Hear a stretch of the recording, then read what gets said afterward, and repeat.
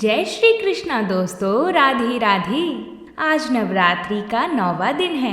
नवरात्रि के अंतिम दिन में माता सिद्धिदात्री की पूजा की जाती है। ये माँ दुर्गा की 9वीं शक्ति हैं। नवरात्रि के 9वें दिन को विशेष मानकर आज हम माता सिद्धिदात्री की कथा को सुनेंगे। इसी के साथ भी माता के अन्य रूप, जिन्हें माता थावे भवानी के नाम से जाना जाता है, उनकी कथा को सुनेंगी। चिंतापूर्णी माता की कथा को सुनेंगी। इसी के साथ अंत में हम गाज माता की कथा को सुनेंगे। नवरात्रि के दिनों में माता के इन सभी रूपों की पूजा की जाती है। माँ दुर्गा अपने प्रत्येक स्वरूप में अपने सभी भक्तों की मनोकामनाओं को पूर्ण करती हैं। कोई भी भक्त माता की शरण में आकर खाली वापस नहीं लौटता है। तो आइए माता का जयकारा लगाते हुए कथाओं को प्रारंभ करते हैं। लेकिन उससे पहले मेरी आपसे एक प्रार्थना है कि माता रानी के भक्त होने के नाते हम इन कथाओं को बीच में छोड़कर इनका निरादर ना करें, क्योंकि कथाओं को भक्ति और श्रद्धा पूर्वक सुनना होता है। इसलिए कथाओं को बीच में छोड़कर जाना उनका निरादर माना जाता है। इसलिए कथा को प्रारंभ करके संपूर्ण अवश्य करिएगा। साथ ही अगर वीडियो अच्छी लगी तो वीडियो को लाइक और कमेंट में जय माता दी जरूर लिखिएगा। तो बोलिए जयकारा महामाई दा, बोले सांचे दरबार की जय। माँ दुर्गा की 9वीं शक्ति को सिद्धिदात्री कहा जाता है। सुख, धन, समृद्धि पाने के लिए भी नवरात्रि का आखिरी दिन बेहद खास माना जाता है। इस दिन पूजा करने से माँ सिद्धिदात्री अपने भक्तों की सभी मनोरथों को पूरा करती हैं। मार्कंडेय पुराण के अनुसार 8 प्रकार की सिद्धियां होती हैं: अणिमा, महिमा, गरिमा, लचिमा, प्राप्ति, प्राकम्य, इशित्व एवं वशित्व। माता के इस रूप की पूजा से इन सभी सिद्धियों की प्राप्ति होती है। मान्यता है कि इस दिन शास्त्रीय विधि विधान से और पूर्ण निष्ठा के साथ साधना करने वाले साधकों को सभी सिद्धियों की प्राप्ति हो जाती है। ये भी कहा जाता है कि इनकी पूजा करने से बाकी देवियों की उपासना भी स्वयं हो जाती है।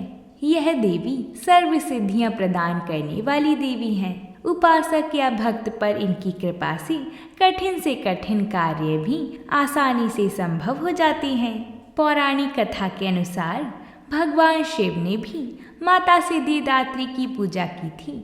माता की कृपा से उन्हें भी ये सब सिद्धियां प्राप्त हुई थी।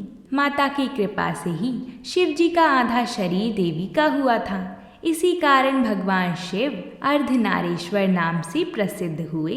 महानवमी के दिन विधि विधान से माता रानी की पूजा के साथ ही हवन किया जाता है। साथ ही देवी माँ को भोग में हलवा, पूरी और खीर का भोग लगाया जाता है। माता सिद्धिदात्री अपने सभी भक्तों पर कृपा करें, अपने सभी भक्तों की मनोकामनाओं को पूर्ण कर उनका घर धन धान्य से भर दें। तो बोलिए माता रानी की जय। अब हम माँ थावे वाली की कथा सुनेंगे।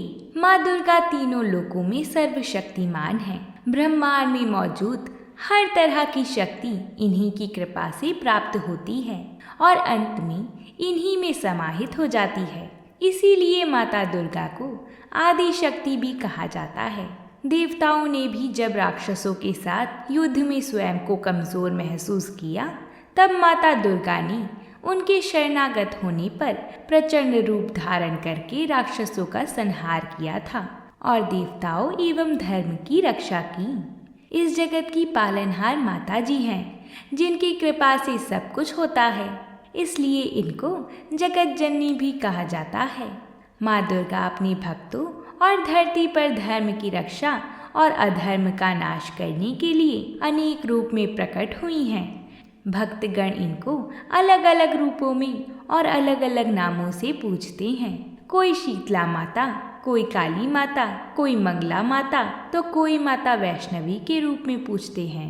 माँ दुर्गा की अनेक रूप और नाम हैं। माँ के इन्हीं अनेक रूपों और नामों में से एक माँ थावे वाली भी हैं। प्राचीन काल में थावे में माता कामाख्या के बहुत सच्चे भक्त श्री रहसु भक्त जी रहते थे। वो माता की बहुत सच्चे मन से भक्ति करते थे और माता भी उनकी भक्ति से प्रसन्न थीं। माता की कृपा से उनके अंदर बहुत सी दिव्य शक्तियां भी थीं, लेकिन वहां के तत्कालीन राजा मनन सिंह को उनकी भक्ति पसंद नहीं थी। वो माता के भक्त को ढोंगी और पाखंडी समझते थे।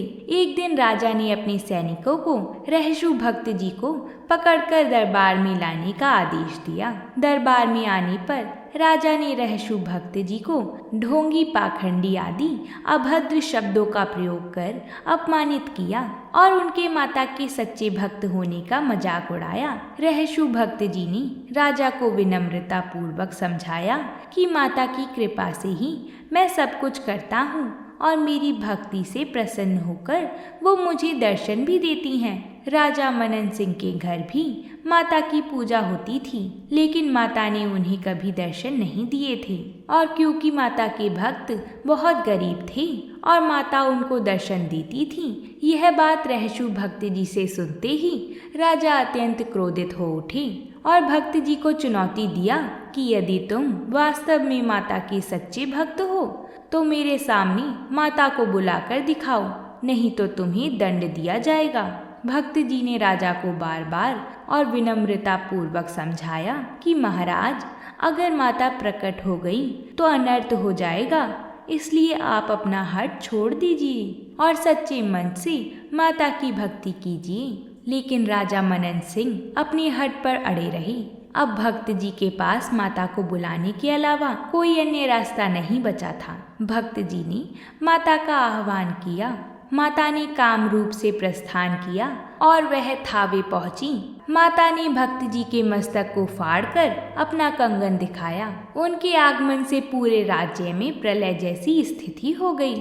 राजा और उनके राजपाट का अंत हो गया। माता ने जहां दर्शन दिया वहीं उनके मंदिर का निर्माण किया गया। माँ थावे वाली बहुत दयालु और कृपालु हैं। अपनी शरण में आए हुए सभी भक्तों का कल्याण करती हैं। हर सुख दुख में लोग माँ के शरण में जाते हैं और करुणामयी माँ किसी को भी निराश नहीं करती, सबकी मनोकामना पूरी करती हैं। तो बोलिए माता रानी की जय। अब हम दुर्गा माता की चिंतापूर्णी स्वरूप की कथा सुनेंगे, जिन्हें चिंतापूर्णी माता कहा जाता है। प्राचीन कथाओं के अनुसार एक समय माईदास नाम का एक माता का भक्त था। माईदास का जन्म अठोर नामक एक गांव में हुआ था। माईदास अपने तीनों भाइयों में से सबसे छोटे थे। वह एक धार्मिक विचार वाले व्यक्ति थे। उसका अधिकतर समय पूजा पाठ करने में बीतता था, जिसके कारण वह अपना सारा समय परिवार के कार्यों में नहीं दे पाता था, जिसके कारण उसके भाइयों को उस पर बड़ा क्रोध आता था और इसी कारण से उन्होंने उसे अपने परिवार से अलग कर दिया था। परंतु इस बात का माईदास पर कोई असर नहीं हुआ। वह प्रतिदिन की तरह ही अपने पूजा पाठ के कार्य में लगा रहा। एक दिन जब माईदास अपने ससुराल जा रहा था, तब रास्ते में उसे थकान महसूस हुई। वह आराम करने के लिए रास्ते में वट वृक्ष के नीचे आराम करने लगा। थकान होने के कारण उसकी आंख लग गई और वो उसी पेड़ के नीचे सो गया। तभी उसे स्वप्न में एक तेजस्वी कन्या के दर्शन हुए, जो उसे कह रही थी कि हे माईदास, यह स्थान मेरा शक्तिपीठ है। यहाँ सती के रूप में मेरा मस्तक गिरा था। फिर रक्तबीज नाम की महाअसुर का वध करके मैंने अपनी योगिनी जया और विजया को यहीं अपना मस्तक काटकर अपना रक्त पिलाया था। तभी से मैं यहाँ विराजमान हूँ। तुम यहाँ रहकर मेरी सेवा करो, तुम्हारे सारे दुख दूर हो जाएंगे। अचानक उसकी आंख खुल गई। उसे कुछ समझ नहीं आ रहा था कि यह सपना था या हकीकत। वह उठा और अपने ससुराल की ओर चला गया। जब वह अपने ससुराल से वापस आया तो उसी स्थान पर आकर उसके कदम फिर रुक गए। उसे आगे कोई मार्ग दिखाई नहीं दे रहा था। वह डर गया और वहीं बैठ गया और माता की स्तुति करने लगा। माईदास ने माता की स्तुति करते हुए कहा कि हे माता रानी, अगर मैंने सच्चे मन से आपकी स्तुति की है तो साक्षात आकर मुझे दर्शन दो। जब माईदास ने आंखें बंद करके माता को पुकारा तो माता ने दुर्गा माता के रूप में उसे दर्शन देकर कहा कि मैं बहुत लंबे समय से इसी वृक्ष के नीचे विराजमान हूँ। लोग मुझे भूल गए हैं, तुम मेरे परम भक्त हो, तुम यही रहकर मेरी आराधना करो, मैं तुम्हारे वंश की रक्षा करूंगी। माईदास ने कहा कि मैं यहाँ पर कैसे रहकर आपकी आराधना करूँगा। यहाँ पर इस जंगल में ना तो पीने के लिए पानी है और ना ही रहने को कोई जगह। माता ने कहा, मैं तुमको निर्भय दान देती हूँ कि तुम जो भी शिला उखाड़ोगे वहाँ से जल निकल आएगा। इसी जल से तुम मेरी पूजा करना। तुम यहाँ रहकर मेरी सेवा करो। मेरे चमत्कारों से यहाँ बहुत भगत आएंगे। जिन भक्तों की मैं चिंता दूर करूंगी वह स्वयं ही मेरा मंदिर बनवा देंगे। जो चढ़ावा चढ़ाएंगे उससे तुम्हारा गुजारा होगा। तुम्हारे बाद तुम्हारे वंशज ही मेरी सेवा पूजा करेंगे। तुम चिंता ना करो। तुमको सेवा पूजा में कोई भी समस्या होगी तो मैं कन्या रूप में आकर तुम्हें बता दूंगी। मैं छिन्नमस्तिका के नाम से पुकारी जाती हूँ। तुम्हारी चिंता दूर करने के कारण अब मैं यहाँ चिंतापूर्णी के नाम से जानेंगे। ऐसा कहकर माता पिंडी के रूप में अंतर्ध्यान हो गईं। माईदास की चिंता का निवारण हुआ। माईदास की खुशी का कोई ठिकाना नहीं रहा। उन्होंने वहीं अपनी झोपड़ी बना ली और उस जंगल से नित्य नियम पूर्वक पिंडी की पूजा करनी प्रारंभ कर दी। आज इसी वट वृक्ष के नीचे माता चिंतापूर्णी का भव्य मंदिर है। मान्यता है कि उस वट वृक्ष पर कोई भी मन्नत मांगकर मौली बांधता है तो उसकी मन्नत बहुत ही शीघ्र पूरी हो जाती है। तो बोलिए माता चिंतापूर्णी की जय। अब हम आज की अंतिम कथा को सुनकर नवमी के खास व्रत को पूर्ण करेंगे। अब हम गाज माता की कहानी को सुनेंगे। पुराने समय की बात है।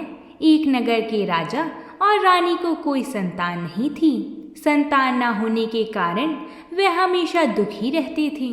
महारानी गाज माता की भक्ति करती थी। एक दिन रानी ने कहा कि हे गाज माता, यदि मेरा गर्भ रहता है तो मैं आपके हलवा और पूरी की कढ़ाई कर दूंगी। गाज माता ने अपने भक्तों की बात सुनी और उसे पुत्र प्राप्ति का वरदान दिया। कुछ दिनों पश्चात महारानी के एक लड़का हुआ, पर वह कढ़ाई करना भूल गई। इससे गाज माता रुष्ट हो गई और गाज माता ने सोचा कि महारानी तो मुझे भूल गई है। और एक दिन रानी का लड़का पालने में सोया हुआ था। तब एक भयंकर गरजती हुई बादली आई और महारानी के लड़के को उठाकर अपने साथ ले गई। बादली ने लड़के को जंगल में छोड़ दिया। उस तरफ से एक भील और भीलनी जंगल से गुजर रहे थे तो उन्होंने पालने में एक छोटे बालक को सोते हुए देखा। भील और भीलनी के भी कोई बच्चा नहीं था, इसलिए वह बच्चे को देखकर अत्यंत प्रसन्न हो गई और उसे अपने साथ ले गए। उसी नगर में एक धोबी रहता था जो राजा के भी कपड़े धोता था और भील के भी कपड़े धोता था। जब वह धोबी राजा के महल में गया तो उसने देखा कि वहाँ शोर हो रहा था कि गाज माता महारानी के लड़के को उठाकर ले गई हैं। तब धोबी ने कहा कि आज उसने एक लड़के को भील के घर पर पालने में सोते हुए देखा है। जब राजा को यह बात पता चली तो उसने तुरंत भील को अपने महल में बुलवाया और भील से पूछा कि तेरे घर में लड़का कहाँ से आया। तब भील बोला, मैं गाज माता का व्रत करता था तो मुझे गाज माता ने बेटा दिया है। इस पर राजा और रानी को याद आया कि हमने भी गाज माता को कढ़ाई करने के लिए बोला था, लेकिन हमने कढ़ाई नहीं की। इस कारण गाज माता ने हमसे हमारा बेटा ले लिया है। तब महारानी ने कहा कि गाज माता, मेरा बेटा मुझे वापस दे दो। मैंने जितनी कढ़ाई के लिए कहा था उससे 2 गुनी कढ़ाई करूँगी। और तब महारानी ने गाज माता का खूब धूमधाम से उजमन किया। तब गाज माता ने प्रसन्न होकर उनका लड़का वापस कर दिया। भील और भीलनी के यहाँ भी बहुत धन दौलत और एक सुंदर से पुत्र रत्न की प्राप्ति हुई। तब सारे शहर में महाराज ने ढिंडोरा पिटवा दिया कि जब भी लड़का या शादी हो तो गाज माता का उजमन करें। गाज माता ने जैसे रानी को लड़का दिया, भील भीलनी को धन और पुत्र दिया, वैसे ही सबको देना। गाज माता की कहानी कहने वाले को, गाज माता की कहानी सुनने वाले को, हुंकार भरने वाले को और पूरे परिवार के सबके दुख दूर करना। बोलिए गाज माता की जय। आज की कथाओं को पूर्ण करने के साथ ही हमने माँ दुर्गा की 9 स्वरूपों की कथा को भी संपूर्ण कर लिया है। अगर आप सभी को ये कथा पसंद आई है तो वीडियो को लाइक ज़रूर करें और अपने परिवारजनों के साथ इसको शेयर भी करें। साथ ही साथ कमेंट बॉक्स में जय माता दी ज़रूर लिखें। आप सभी के ढेर सारे कमेंट देखकर हमें बहुत अच्छा लगता है कि आप सभी को हमारी कथाएं पसंद आ रही हैं। तो अब हम आपसे कल मिलेंगे, तब तक के लिए प्रेम से बोलिए जय माता दी।